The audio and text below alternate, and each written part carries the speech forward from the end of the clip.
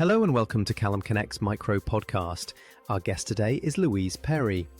Louise is a London-based art psychotherapist and IFS clinician who crashed out of a high-flying creative career, spent 3 months in hospital, got sober, retrained completely in her 50s, and now makes sweary colouring books. You cannot think your way out of a problem. You actually have to act your way out. So most of us, when we're struggling, we go round and round and round in our heads. We analyse, we catastrophise, we make lists, we lie awake at 3 a.m.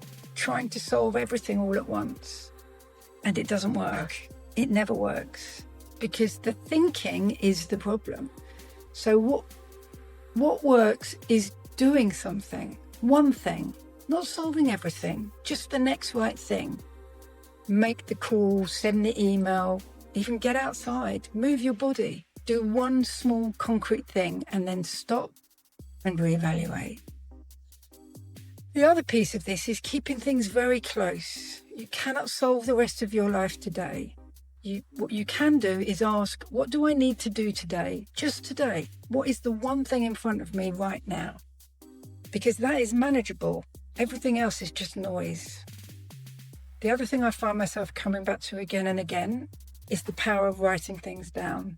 Not journaling in a vague way, writing down the actual negative statement, the thing you believe about yourself that you've never quite said out loud.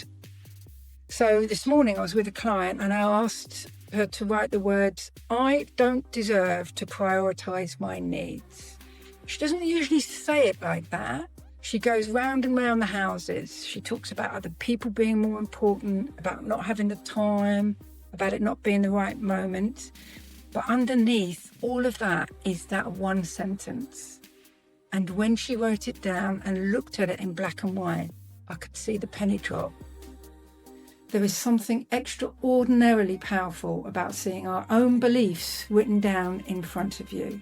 It stops being a vague feeling and becomes something you can actually look at, examine and challenge. I try and encourage people to put it somewhere they can see it every day, not to torture themselves with it, because you cannot change what you cannot see. And most of us are carrying beliefs about ourselves that we have never once examined in the light. Also, the way we talk to ourselves and treat ourselves is, I believe, the most important factor in living a good life. Not what happens to us, not our circumstances, but the running commentary in our own heads. The things we say to ourselves that we would never say to someone we loved. That is where the work is.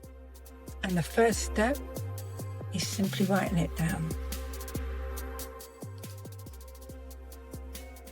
If you enjoyed this podcast and would like to find more inspiring information about entrepreneurs around the world doing incredible things, make your way to enterprisezone.cc.